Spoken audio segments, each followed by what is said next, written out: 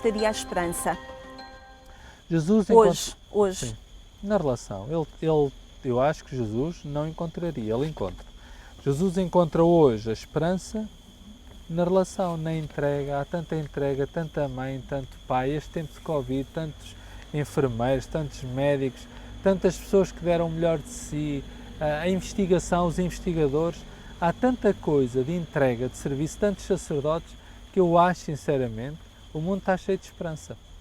O que acontece é que nem sempre a valorizamos ou nem sempre a reconhecemos, mas o mundo está cheio de esperança. Onde há relação, há uma esperança.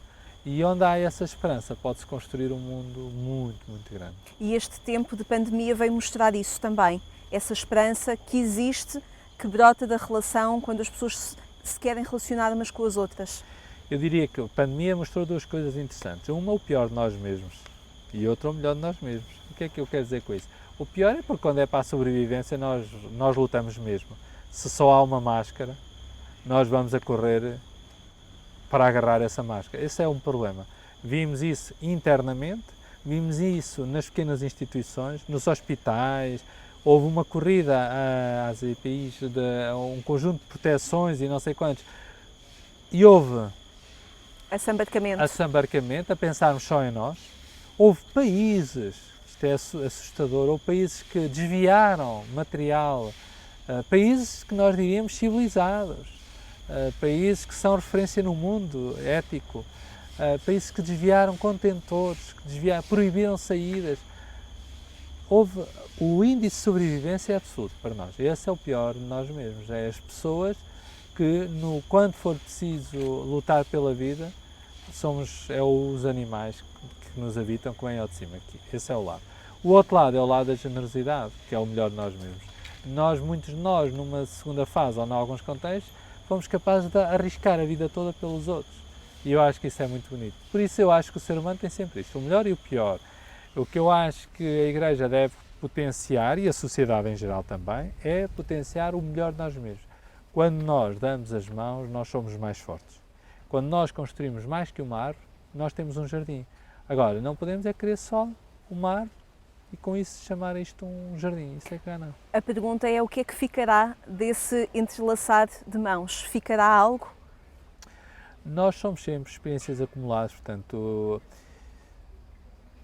se nós pensarmos desde 2000 até agora, nós tivemos essencialmente, em pouco tempo tivemos, até se calhar na última década, cerca de 4 grandes crises. Pensemos, por exemplo, na Europa, em concreto, pensemos a crise económica começou em 2008, depois vai-se prolongar, em Portugal 10, 11, 12, portanto estamos a falar há 10 anos atrás. Uma crise económica assustadora.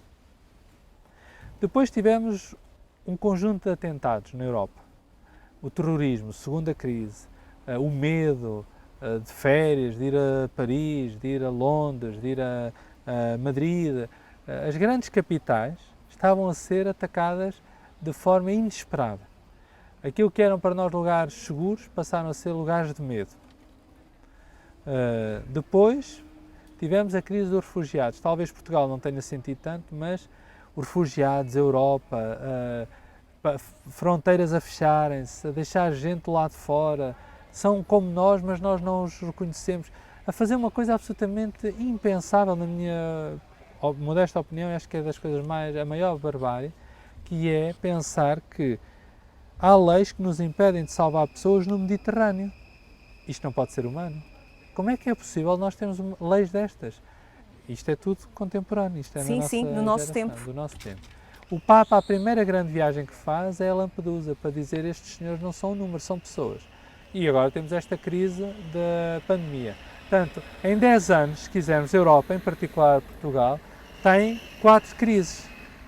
Começamos a perceber que isto não é um acidente. Se calhar a nossa vida está cheia de fragilidade.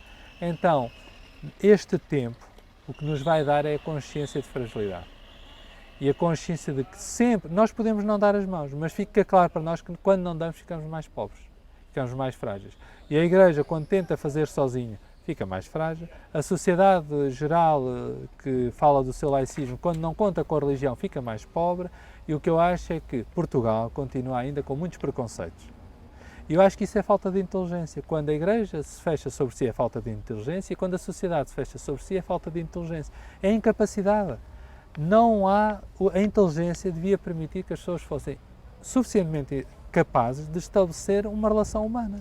E não há. Nós olhamos para as cidades, é o poder político para um lado, a religião para o outro, as associações para o outro. Isso é só incapacidade mental. Não há outro nome. É, os seres humanos também são frágeis e incapazes.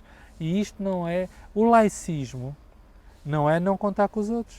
É dizer que não há privilégios para ninguém. Muito bem. Mas contamos todos uns com os outros. Agora, quando me dizem que não porque é da Igreja, mas os da Igreja fazem mal a alguém, não porque é o Estado, mas os do Estado fazem mal a alguém, então, mas nós não somos seres humanos. Agora, o problema é que nós vivemos de quintas. E Portugal vive de quintinhas, são os interesses, é a maçonaria, cada um vive com as suas quintas, cada um pensa que é dono da sua quinta. A Igreja acha que é dona da sua quinta, o Estado é dono da sua quinta, depois há os poderes meio ocultos, meio visíveis, não sei quantos, dentro e fora da Igreja, e vivemos disto. Por isso é que o caminho eleito aqui pelo Seminário de Coimbra, onde nos encontramos, é de abertura à cidade, é de abertura ao rio, é de diálogo, é de atividades conjuntas, é de propostas conjuntas. Esse é o caminho para se investir em cidades vivas, como é a expressão que o Padre Nuno usa também neste texto que assina, e é em sociedades vivas também. Esse é o caminho para sociedades vivas. Havia uma pergunta na faculdade, julgo que de Botânica, em Coimbra, de antropologia, no contexto da antropologia, que era quantas raças humanas existem? E um aluno começou a pensar, raças, aquilo era uma pergunta difícil de resposta, e o professor a certa altura diz, não penso muito, só há uma, é a raça humana. Então só há uma raça humana, portanto, as pessoas são pessoas e todas as pessoas são suficientemente interessantes para serem conhecidas, independentemente da religião, da crença, da capacidade intelectual. E o seminário quer simplesmente ser esse lugar de encontro. E é um lugar de encontro porque em coerência com o Evangelho, e isto é que para mim é muito importante, em coerência e em conformidade com o Evangelho, não é possível estabelecer barreiras ou limites à relação. Jesus não pergunta à prostituta, tu és prostituta? És, então não falo contigo. Ele não chega ao Zaqueu, tu não és o cobrador de impostos, sim, não és o pequeno e tal, não falo contigo. Nem quero que tu venhas lá à minha casa. Não, Jesus oferece para ir para a casa dele, dormir lá. Portanto, há uma incapacidade, mesmo há grupos dentro da Igreja, super fechados, a dizer mal de tudo e de todos. Há uma linha de tradicionalismo no sentido mais pobre da tradição, porque a tradição, isto é um drama que Portugal vai viver, e a Europa já está a viver, e Portugal também, e todas as dioceses também, que é, as pessoas confundem tradicionalismo com tradição. Tradição é ir às origens e pegar na força da origem e atualizar, como o Evangelho sempre fez, ao longo da vida. E o tradicionalismo é tirar uma fotografia num século qualquer e imitar aquilo, como se fôssemos o rancho folclórico aqui local. Então, eu tirei ao século XIX ou ao século XX uma fotografia e agora vou tentar meter a Igreja naquela fotografia. Não faz sentido nenhum, é incapacidade mental, é inverdade em relação ao Evangelho, é incapacidade de encarnação. É um erro teológico, mas é um erro existencial e é um erro a todos os níveis. Então, a Igreja tem que responder hoje ao mundo de hoje, ao século XXI. E voltando a Tomás Alico ou outros autores, ou voltando ao Evangelho, porque estamos sempre a falar da tradição, do mais profundo da tradição, podemos ler Yves Congar ou outros quaisquer autores, ou podemos pegar em Rahner, Balthasar, qualquer autor do século XX, em Ratzinger, depois Bento XVI, que são homens inteligentes, sabem profundamente acolher a força do Evangelho. Eles percebem que a verdade do Evangelho exige encarnação e, portanto, não é possível ser cristão no século XXI com mentalidade do século XX. Não é possível, não faz sentido. É possível, mas não é cristianismo. Há muito tradicionalismo que é uma inverdade evangélica. Não são cristãos profundos, ponto. Não há negociações possíveis com pessoas que não sabem o que é o Evangelho em termos internos. Estou a falar do cristianismo. Mas são pessoas. Então agora não vou falar com eles. Claro que falo. Para mim, o espaço público, a praça, tem lugar para tradicionalistas, tem lugar para interioristas, tem lugar para toda a gente. Temos é que construir alguma coisa. Quando as pessoas não querem dialogar, então aí sim. Ou seja, as pessoas que não querem dialogar não constroem nada. E, portanto, No seminário há lugar não há lugar para algumas pessoas, sim, para quem não quer dialogar. Dentro ou fora da igreja, não há lugar. Ou seja, quem não quer dialogar não tem lugar aqui. Não tem lugar aqui por uma questão de inverdade. Ou, se quisermos, de incapacidade de perceber princípios básicos do cristianismo, que é a relação. Agora, todos podemos fazer tudo, todos podemos dizer tudo. Não há limites, como é óbvio. Eu posso ter opiniões, mas eu não posso impor a minha opinião. Pois a minha opinião pode estar bem ou mal fundamentada. Sim, isso é outra questão. Eu não tenho de ter aqui toda a gente no seminário. É óbvio que não. Mas eu posso abrir as portas a muitos olhares e a muitas referências. E eu acho que a cidade sai enriquecida quando é capaz disso. E quando a cidade também faz isso, eu acho que o lugar da cultura, o lugar da religião é o lugar de encontro, devia ser o lugar de encontro. É o lugar da polis também, não é? Claro. É na polis. A cidade constrói-se assim, juntando as pessoas à volta de uma construção comum.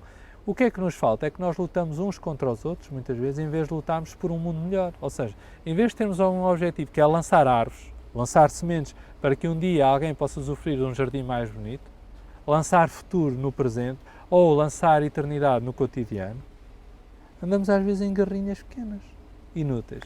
E mesmo dentro da igreja, andamos às vezes a perder tempo com coisas absolutamente, eu acho que só nos podem envergonhar. É sobre isso que eu acho que nós vamos um dia ser chamados à pedra, passa a expressão. O nosso julgamento está exatamente aí. O que é que tu semeaste no mundo?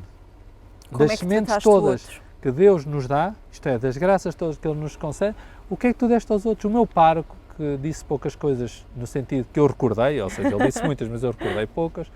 Uma das mais bonitas que ele disse numa homilia foi: quando um dia chegares ao céu, quando um dia chegarem ao céu, está a falar numa Eucaristia, o que Deus vos vai perguntar não é o que vocês levam nos vossos bolsos, mas é o que de vosso está no bolso dos outros.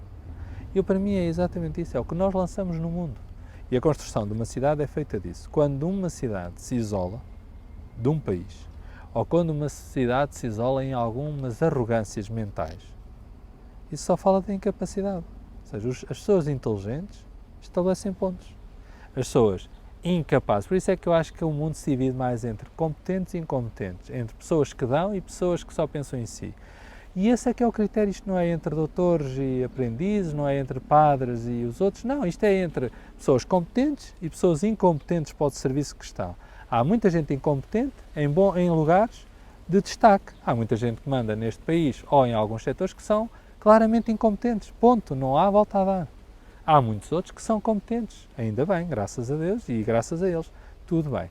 E há pessoas que são pessoas que vivem para além dos seus lugares, vivem ao serviço dos outros, cristãos ou não cristãos. Claro. E há pessoas que não, que estão lá só para colher frutos para próprios.